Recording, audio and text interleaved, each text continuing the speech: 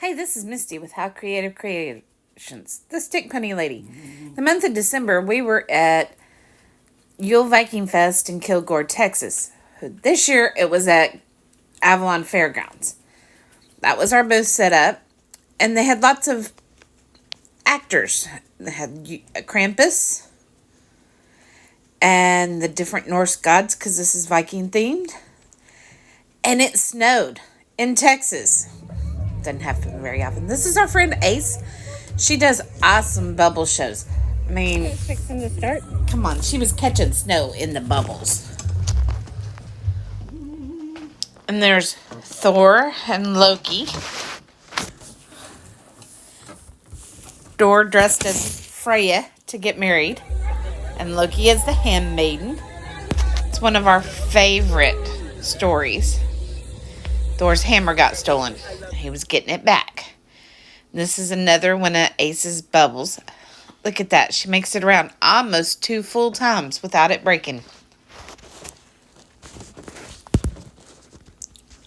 We absolutely love her bubble show. So if you have a Renaissance festival, she's available for hire. And the kids loved it. Look, she's blowing bubbles inside of bubbles. Look at that. 1, 2, 3, 4, 5, 6. That's impressive. More bubbles. She did a bubble show 2 or 3 times a day. Every day of the fair, and the fair was the entire month of the first 3 weekends in December. And it was very, very kid-friendly. See the stage next to Ace? That's where Saga was, and Saga told Yule tales to the children 3 times a day. It was so fun. Look at the joy that little one's feeling with the bubbles. And we had stick punny races, and that's me in my rainbow dress back there. And we did a stick punny race every day. And that is the bearded Viking, who's TikTok famous and Instagram famous. And he ended up playing Boulder. And there was Loki. And my chaos child. She was being a chaos child for Loki at this time. He sent her on a mission to go irritate the other gods. So she would follow them around and mimic what they were doing and pester and everything else. She broke character with that one.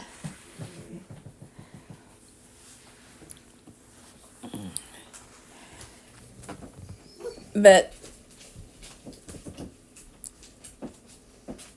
the directors of this festival were absolutely wonderful at putting it together. And look at all the people that were there. This was a first-time event. And they did a lot for promotion. See, it's snowing in Texas again. And people up north may not think that's a big deal, but it's a big deal in Texas, especially seeing as it was 60 degrees. Here's another stick pony race. We had a bit of a collision there. Look at all those kids.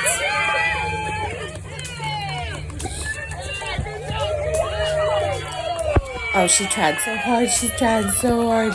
She's so cute.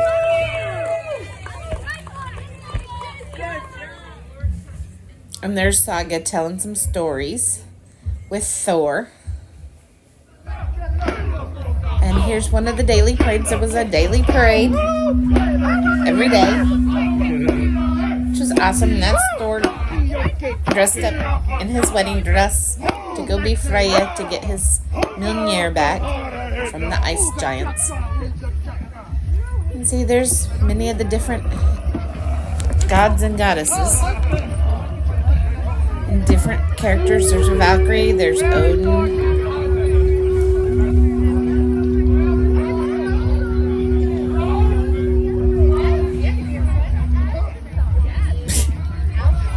There's a step up onto that bridge, and if you're not watching for it, it can be a little bit trip-worthy. I kept expecting a troll to come out from under that bridge, but there were none. There's Krampus.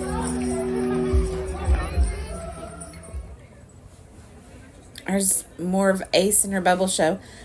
Think this might be her new wand that she debuted, and I called it the Million Bubbles wand. I don't know if that was it or not. This is taken from my booth. Granted, I did not get around and wander around to all the booths and everything like I wanted. Winter, and I'm still not 100% from my knee surgery in 2022. Coming up on 2 years. I still can't get completely straight. Yeah, I think that was her new one. No, the bubbles are too big. We'll know it when we see it. So,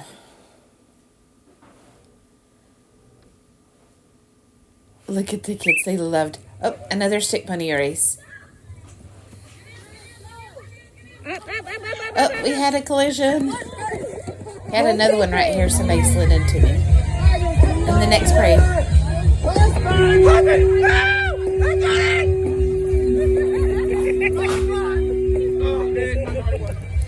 I thought that was the most awesome. One of the kids ran up and handed him his foam cosplay axe.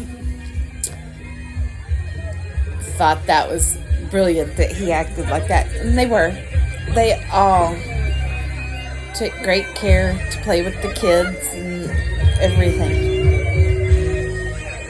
One mom was telling me the story that her daughter went up to Thor and was telling him all about her, the way she has her altar and all that set up. Very good, Princess Wave. It was so great to be somewhere where it was all inclusive. Somebody handed me a candy cane. That's what that was.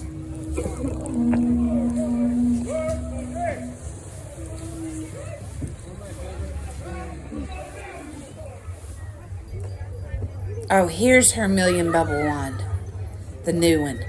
Look at this. Look at this.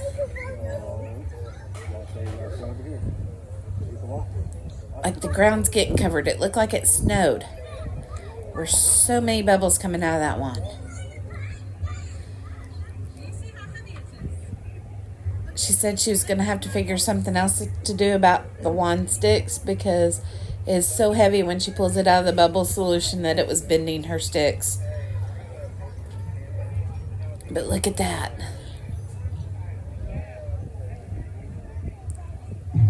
I know the kids were excited with that. But you know what? I fangirled. I mean, that was awesome. And on some days, the wind would blow just right. Oh, this is Celtic and Nova and Nordic Daughter. We're both playing. Like you dragged the baby. And these are the stories. I mean, it kicked in inside him, you know? That was terrible. Well, the gods decided that all these pesky Jotun want to break into Asgard and slay us all, and we don't have a way to defend ourselves.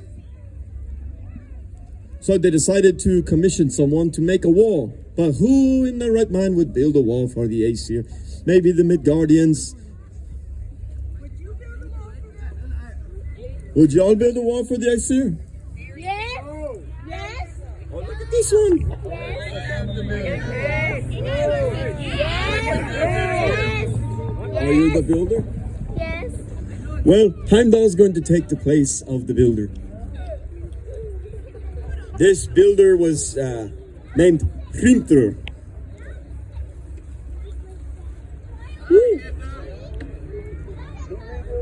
Silence you. Hrimthr. And I said, nay, what's going on? Hrimthr Heimdall walked into the grand hall, boasting that he was the master builder, ready to take on this task. But he made some demands. A lovely lady we all know, Freya,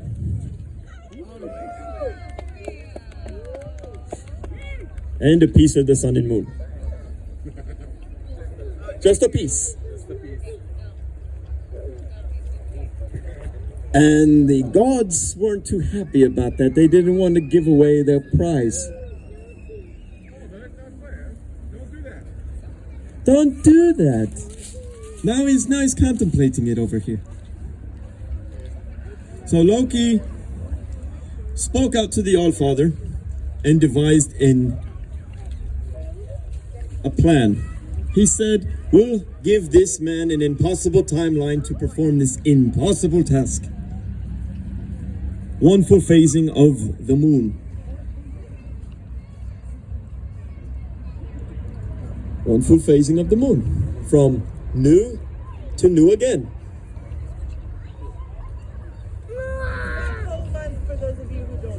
And yes, for those of you who don't know, a full month.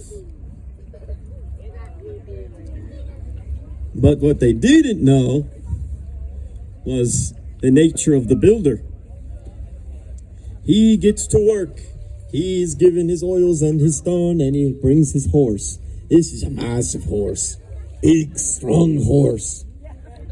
Very mighty.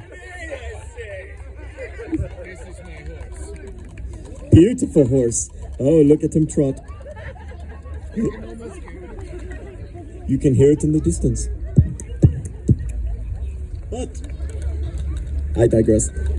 So they see that he's building this wall so quick and so virulently. This deadline is coming up close. He is building it way too fast, they say. Loki, you screwed us. How is he building this wall so quickly? What they... Of course. So Loki says, of course it's the horse. And with that, the shapeshifter is tasked to distract the beast. And do so he shall. He becomes a luscious mare, hot to trot, and beckons and bellows around this stallion.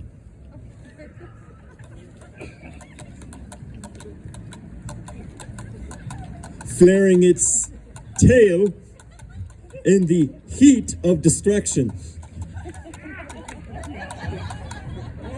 This stallion is unable to resist the call, and so virulently follows the mare into somewhere, into the stable. They go and become stable in the stable. And then for the rest of this time limit, the builder is working alone without his steed. He's trying his best to finish the wall and the deadline. Not that close anymore. It goes to a crawl almost. Just don't get on no force, Heimdall. Ooh, a piece of candy. The due date grows near. There are a few stones left over. He completes the task a day late. But everyone is wondering where in the Hiffle hell is Loki. I haven't missed him, so I didn't notice. Where did he go? Where did he go? Eventually, showing himself after almost a year's time passing, with a beautiful newborn horse with 8 magnificent legs.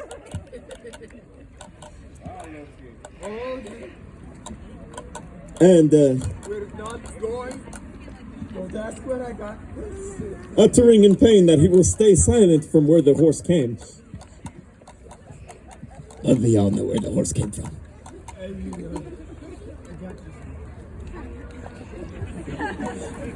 And as a token of his trust, he decided to gift the mighty horse Sleipnir to Allfather to ride on his duties, to rest his legs upon.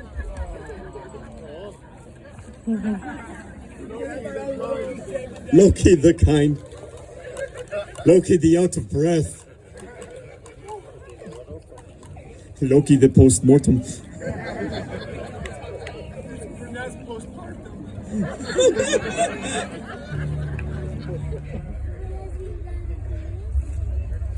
And in this, the gods decided to have a competition. Let's throw things at Thor. At Thor, at Boulder. What am I doing wrong now? And so they launched things and they tossed things and they threw and they prodded. They tried to stab and break his flesh. And I guess Freya left it alone. And as the final god was ready to make his throw, Hodor, Loki guided his aim and pierced the mighty Balder. Oh, you hit him! You hit him! Wounded and distraught, he fell to the ground limp, lifeless. Can I give it pill? I think he's dead.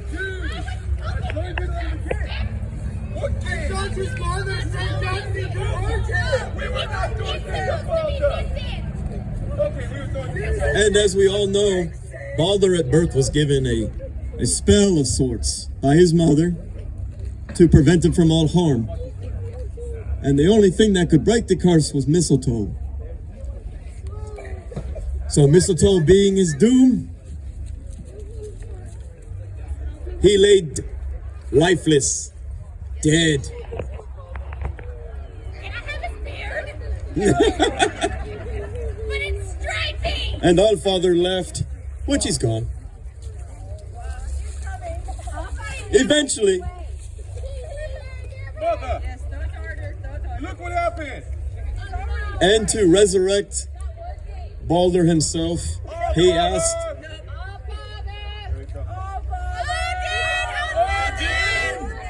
Allfather, your son is fallen and you can't get up. They're giving you a hell of a time. It was her. I didn't do it. Don't look! No, don't take his food. It was fun. And as he lay cold on the ground, Odin, Allfather, goes to hell and asks for his son back. Do you think I should give him back? You think she should give him back?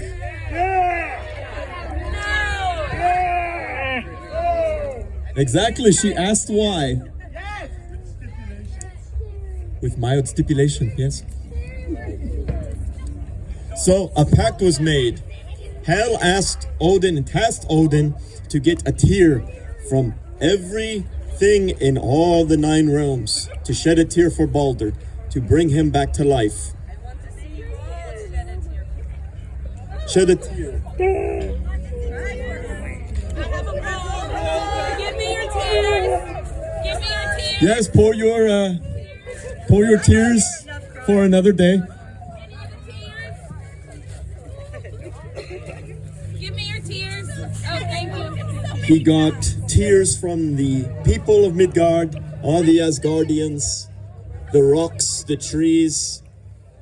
But there was one stubborn boulder that sat and did not shed a tear for Balder. It wasn't me. And likewise, he said it wasn't me.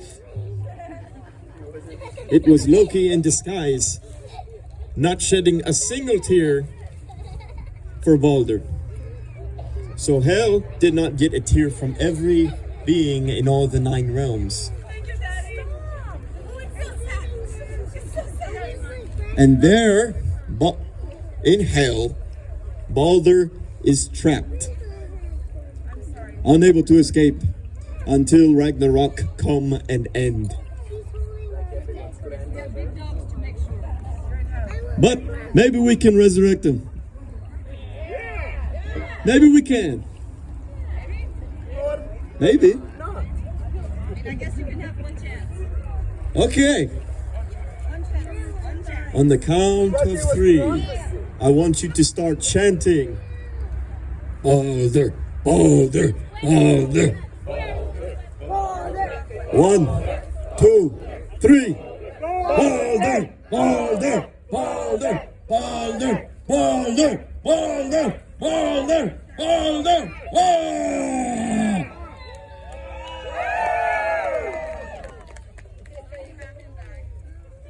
Aren't you so happy that he's alive? He's only half dead. Hell, what did you do? Sorry, it's been a hell of a day. But you look amazing doing it. That is the grand tale of the death of Balder. And I think that's his why- tricks. Would you like to hear some tricks? He's invulnerable. Hey, I'm over here with your stick. Come again. All right, you know, that's not very nice. Now, do I have your attention?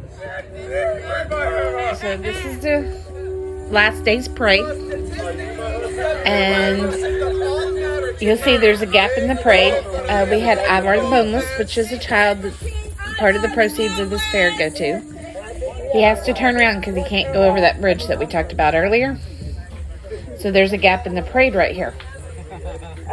But the proceeds, some of the proceeds from this fair went to buy Ivar a wheelchair. Here's the rest of the parade. And also there was Scotty's Forest, and for a fee in an enclosed area, you could leave your child and go do something for 30 minutes or so without children. And she watched them and had juice and cookies and did a craft, and it was awesome. So but they are doing this event again in December for Yule, the first 3 weekends in December. And then also the entire month of April, they are doing a spring market is what they're calling it. And it is in the Kilgore area on their hard site. This is a borrowed fair site. So they're moving sites to their own personal site. On the last day, this beauty turned 15. We celebrated her birthday at the fair. So y'all come out and join us. And we'll see you soon.